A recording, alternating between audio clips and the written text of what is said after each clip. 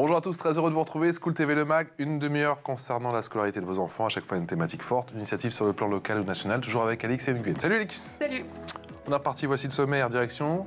Aujourd'hui, la Seine-et-Marne. Le Mag s'intéresse à la politique éducative de Nemours. Quel est le projet mis en place pour les écoles? Comment cette municipalité accompagne-t-elle la scolarité de tous ses élèves? Éléments de réponse dans un instant avec notre invité. Nemours qui souligne l'importance d'un climat scolaire apaisé avec la mise en place d'une équipe de prévention de la délinquance. Comment marche ce dispositif?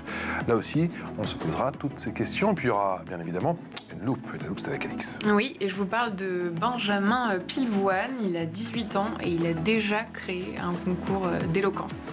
La loupe dans une dizaine de minutes. C'est parti. Bonjour Valérie Lacroute. Bonjour. Merci d'être avec nous.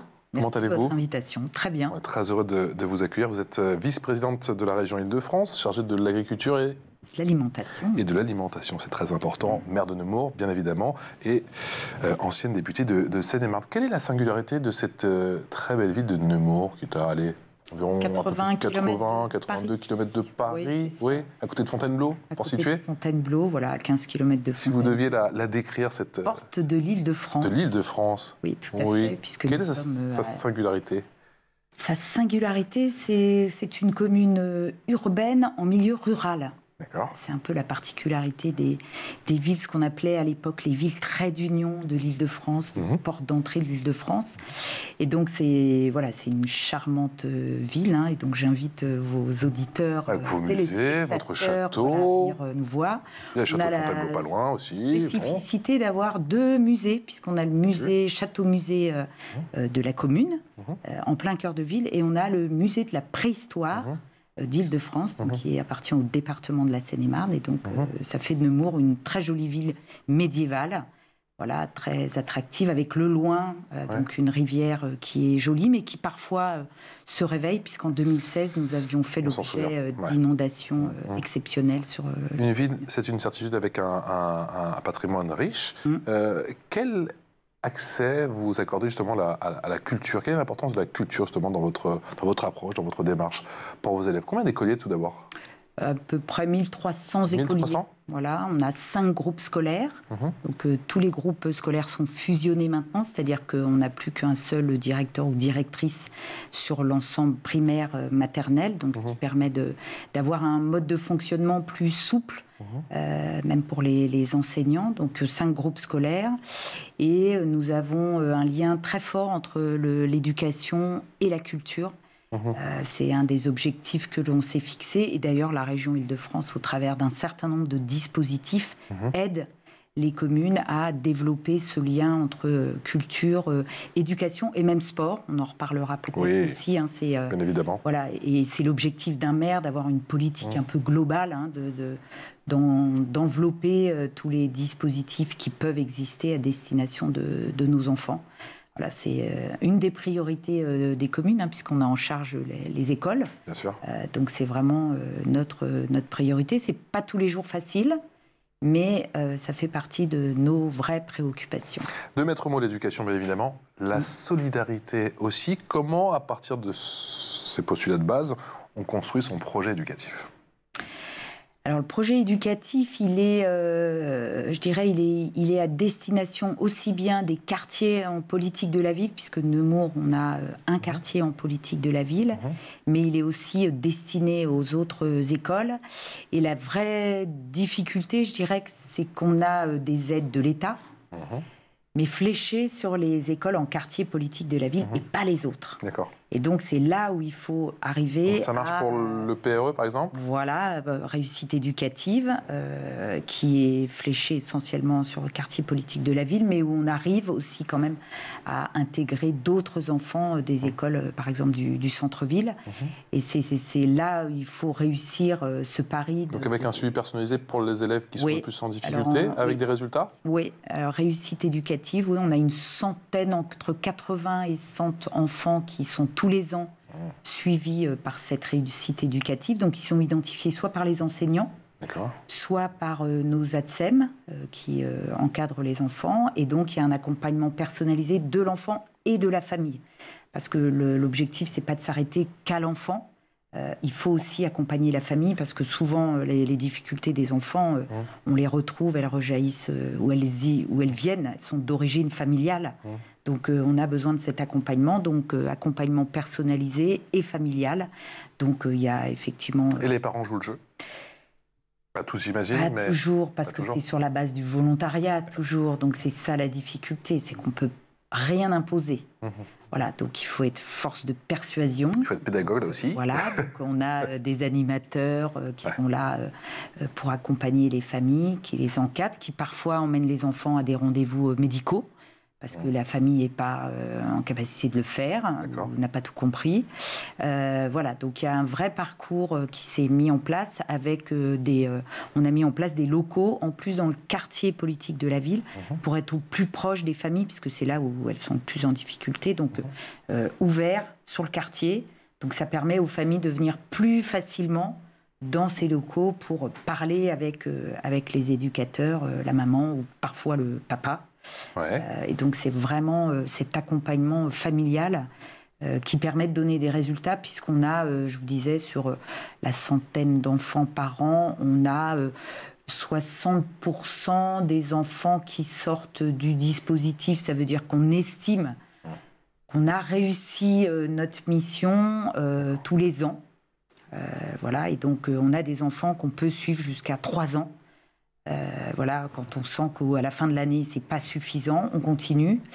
Et on a aussi élargi le dispositif, puisqu'on a aussi des collégiens qui peuvent rentrer dans ce dispositif. Donc voilà. Et en quoi consiste le contrat local d'accompagnement à la scolarité? Oui, le fameux CLAS, parce qu'on ne vit que de sigles. Dans l'administration, voilà, je le dis. Je n'ose plus les dire, moi. Oui, voilà, je vous comprends. Alors, ce contrat d'accompagnement, il est vraiment destiné là aux enfants, alors qui ne sont pas dans la réussite éducative, qui n'ont pas de problèmes, je dirais, très larges, aussi bien familiaux, de santé.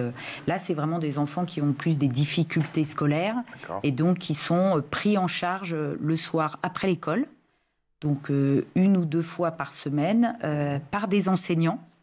Et donc, c'est un accompagnement à la scolarité, comme le nom le dit. Et donc, ils sont... là aussi, les enseignants le font bénévolement? Non, là, ils sont rémunérés, donc en plus de leur salaire d'enseignant. Et donc, c'est la ville qui les rémunère. Donc, on a un soutien... Donc, c'est pas l'État, c'est la ville. D'accord. On a un soutien financier de l'État, mais c'est la ville.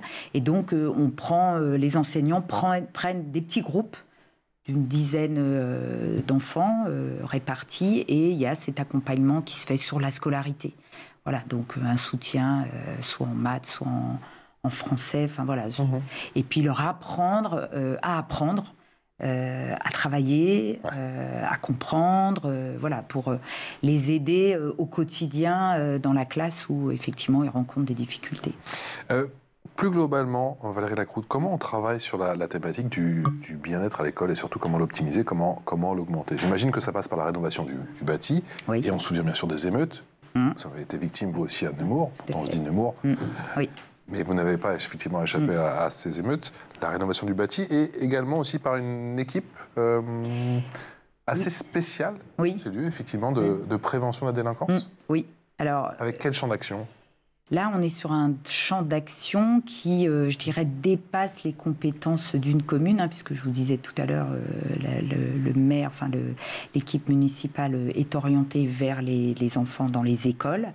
Là, on a mis en place au-delà parce que c'est un peu comme, je dirais, un parcours résidentiel, c'est-à-dire que le rôle de la commune, c'est bien évidemment de s'occuper des enfants quand ils sont petits dans les écoles, mais c'est aussi d'accompagner les adolescents et les grands ados, parce qu'on l'a vu, vous avez évoqué tout à l'heure les émeutes, on sait, alors même si ils ne sont pas clairement identifiés, mais on sait qu'il y a des enfants du quartier adolescents qui ont participé aux émeutes. Je pense qu'on n'aura jamais les noms, mais ça se sait dans le quartier, même moi je le sais, je ne suis pas capable de dire clairement un tel, mais voilà, j'ai quand même des suspicions très fortes. Et puis des éléments extérieurs aussi. Ouais. Et donc, dans ce quartier politique de la ville, on avait... je dis on avait parce que ça se passe beaucoup mieux avec cette équipe de prévention de la médiation. On avait beaucoup de jeunes qui faisaient des bêtises, mais quand même des grosses bêtises, quoi. D'accord. Voilà. Et donc, on a fait le choix, sur le budget de la ville, de mettre en place cette équipe de prévention, médiation de la délinquance. Et donc, on a ouvert à côté des locaux de la réussite éducative. Donc, c'est pour ça que je dis que c'est un peu un parcours résidentiel. C'est-à-dire qu'on a le dispositif réussite éducative pour les jeunes, pour les petits. Et on a ouvert un local à côté pour les plus grands. Mais qui la compose, cette équipe de prévention ? Alors, c'est des éducateurs spécialisés. D'accord. Des adultes relais, là avec un financement État pour ces postes d'adultes relais. D'accord. Et donc c'est des agents formés pour accompagner les jeunes. Et donc on a ouvert ce local. Et donc il y a cette partie, je dirais, accompagnement pour pas les laisser entre guillemets errer dans le quartier. Donc c'est un local où il y a un canapé, très clair, un canapé, une télévision. Il y a des jeux, mais il y a aussi 2 petits bureaux individuels derrière, ce qui en fait permet d'attirer les jeunes en groupe, parce que souvent, c'est ça aussi la difficulté, on le disait tout à l'heure au niveau des émeutes, c'est que vous les prenez individuellement, j'ai envie de dire, presque tout va bien. Vous les prenez en bande, là, c'est l'effet de bande, c'est terrible.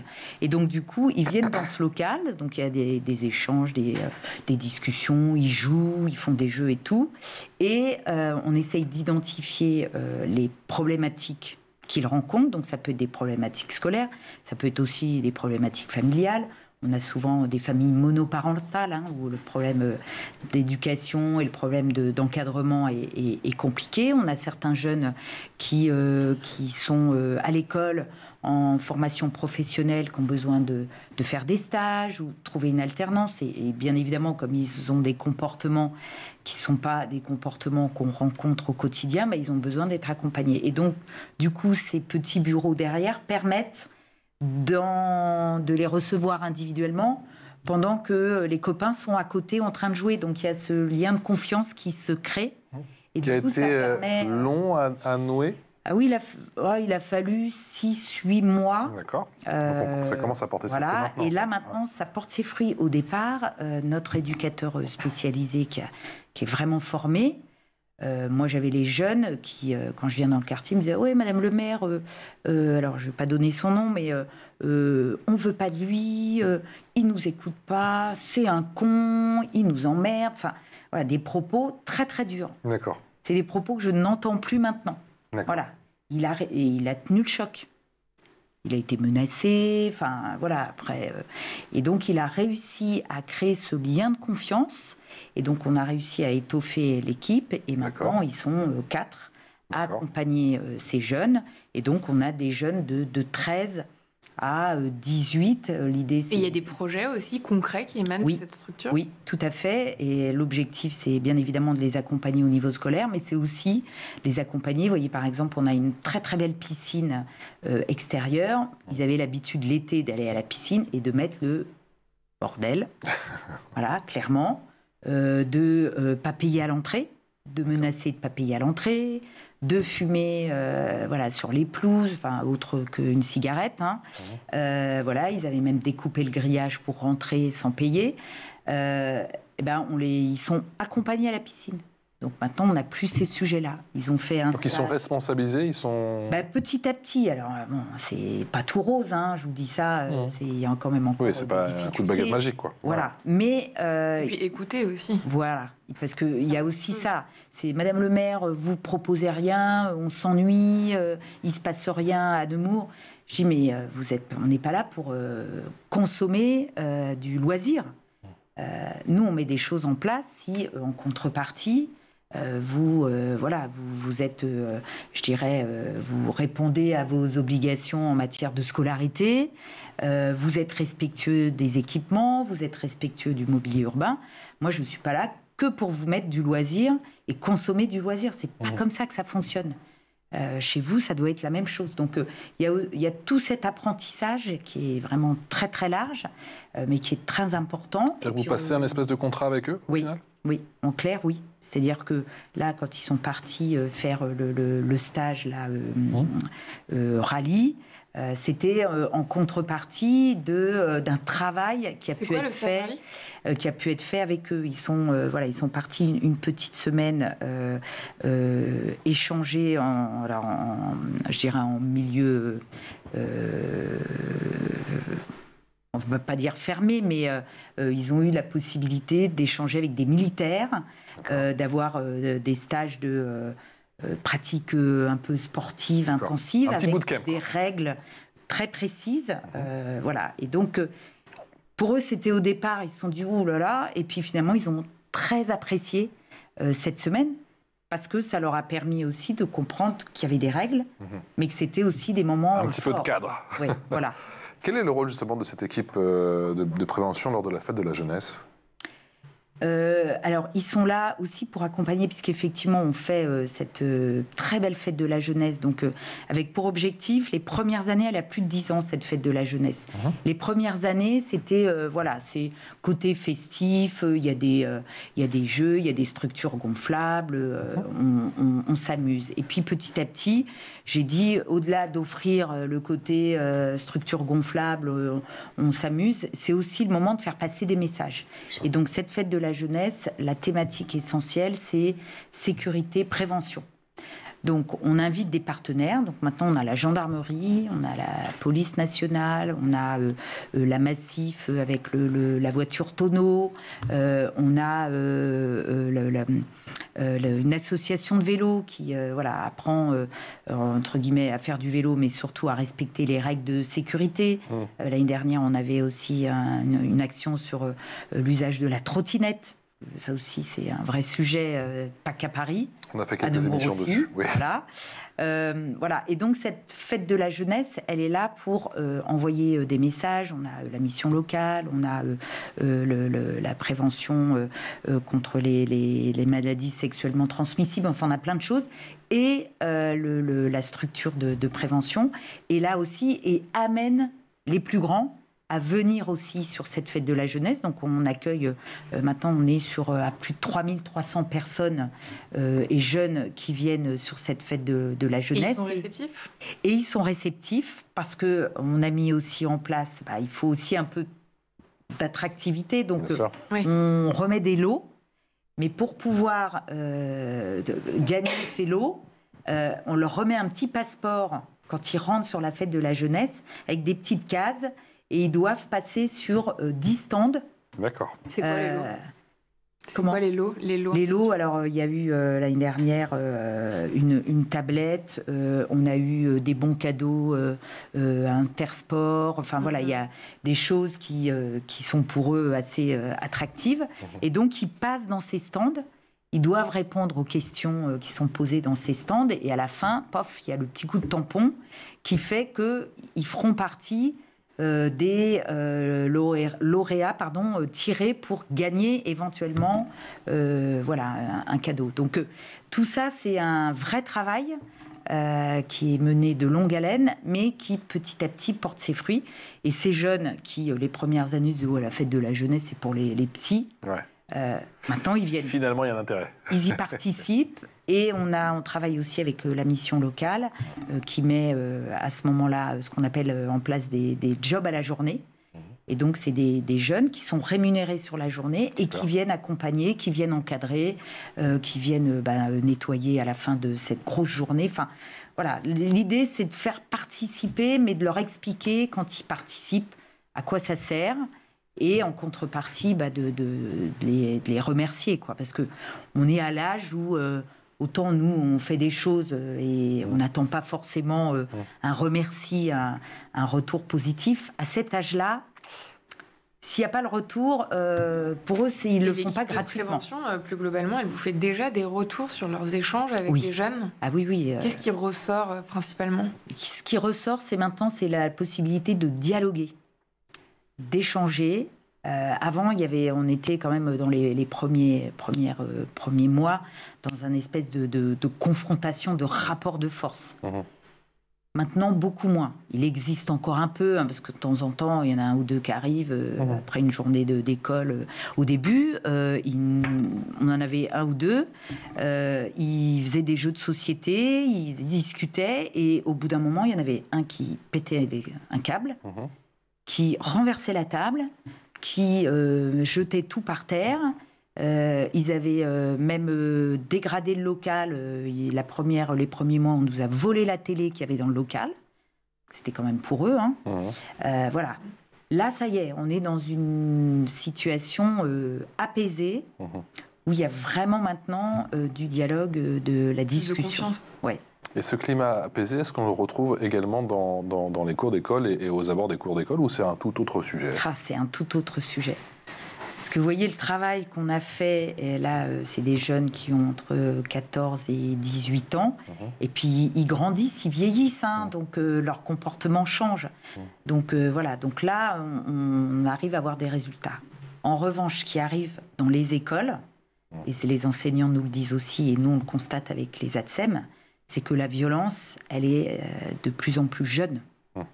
Et qu'on a des enfants déjà en CE2, CM1, où on détecte déjà des comportements agressifs, violents, à l'égard des enseignants, à l'égard des ATSEM, pendant la pause de la cantine, à la pause méridienne, centre de loisirs. Enfin voilà, on sent, donc on voit bien que le travail qu'on a mené sur les grands, maintenant j'ai envie de dire qu'on est armé, il va falloir qu'on continue, qu'on recommence avec une nouvelle génération. Quoi, par le soutien, un soutien spécifique à destination des enseignants? Alors oui, mais surtout un dialogue avec les familles. Parce que les enseignants, c'est l'éducation nationale, donc même si nous on a des liens très forts avec l'éducation nationale, moi je suis mère, je fais pas partie de l'éducation nationale. Et vous savez, souvent, même si on s'entend bien, c'est quand même chacun reste chez soi. Bien sûr. Vous voyez, moi je donne toujours l'exemple, on a mis en place un dispositif contre le harcèlement scolaire. Je vais venir. Moi, je me suis entendue dire par l'inspectrice, oui, mais Madame le maire, il n'y a pas besoin, nous on fait déjà, il y a déjà un dispositif éducation nationale. Donc pourquoi vous les rajoutez vous aussi des actions contre le harcèlement scolaire? Parce que c'est complémentaire peut-être, non? C'est ce que je lui ai dit. Je lui ai dit, écoutez, moi je suis désolée, mais c'est très bien ce que vous faites, il n'y a pas de sujet, mais moi je veux rajouter en plus parce que j'estime... Vous avez rajouté quoi, Madame le maire? Alors nous on a rajouté, l'éducation nationale fait, il y a des interventions d'acteurs dans les classes. Nous, on a rajouté, en plus, je dirais, du ludique, c'est-à-dire des interventions avec le numérique. Alors, je sais que l'éducation nationale va aussi venir dessus. Tant mieux. On se voit prochainement. Mais nous, l'idée, c'est de dire on va être à destination des enfants, mais aussi des familles. Voilà. Et donc, c'est des interventions plus collectives avec les parents. Donc on a eu une intervenante, un docteur qui est venu faire une intervention où on a associé les parents. Alors que l'éducation nationale, c'est dans les classes. Voilà. Et nous, on se dit qu'il faut aussi mettre les parents dans le dispositif. Bien évidemment. Et justement, ce complément de dispositif sur le harcèlement, ça marche pour le harcèlement, on va dire, classique. Est-ce que ça marche aussi pour le cyberharcèlement? Ou c'est plus compliqué? Alors, nous, on est effectivement plus sur le cyberharcèlement. On est plus là-dessus. Je ne suis pas en mesure de vous dire pour le moment si ça a une réelle efficacité. Il va falloir attendre un peu. Oui, il faut attendre un peu. Sur le harcèlement avec les enfants, ça, on le détecte au travers de la réussite éducative. D'accord. C'est là où on arrive, nos agents spécialisés arrivent à identifier quand il y a du harcèlement scolaire. Et là, il y a un rapprochement qui se fait avec l'éducation nationale, avec les enseignants et avec le département au travers de la Maison des Solidarités qui s'occupe de la petite enfance. Parce que c'est aussi ça, toujours la difficulté, c'est qu'il y a tellement de partenaires que pour être efficace, il faut vraiment décloisonner et pas travailler en silo. Et ça, c'est pas toujours facile. C'est l'heure de la loupe, et la loupe, c'est avec Alix.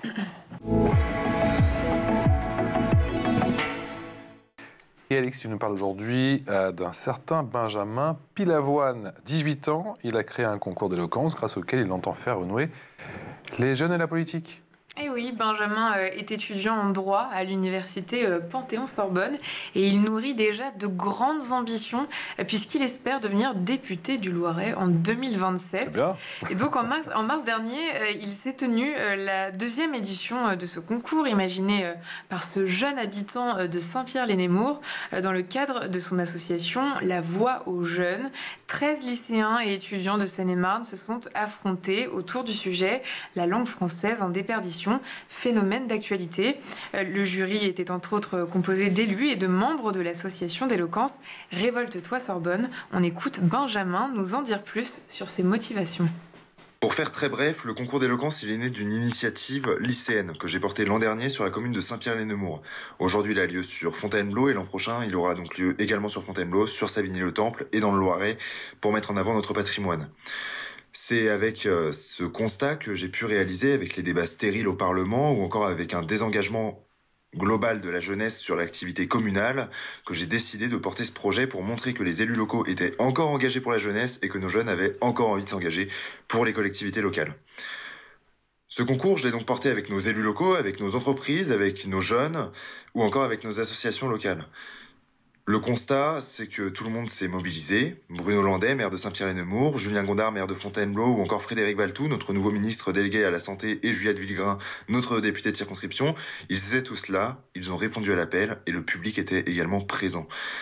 C'est une joie aujourd'hui de pouvoir porter ce projet, avec des motivations bien évidemment politiques de l'autre côté, de pouvoir m'engager pour la jeunesse et la justice sociale au sein de ma circonscription, qui est donc la 5e circonscription du Loiret, et une circonscription de cœur, là où j'y ai fait mes études, la 2e circonscription de Seine-et-Marne.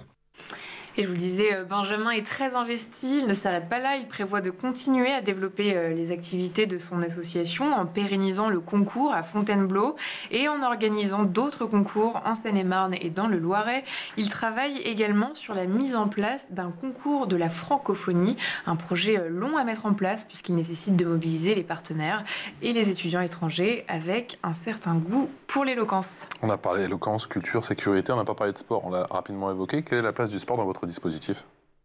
Importante aussi, puisqu'on a mis en place le sport à la carte, donc qui permet pendant les vacances scolaires, toutes les vacances scolaires, j'insiste bien, toutes les vacances scolaires. Et il y en a pas mal. Voilà, à nos jeunes de découvrir différents sports gratuitement, avec pour objectif, bien évidemment, de les emmener vers une inscription dans un club sportif voilà, dans la foulée.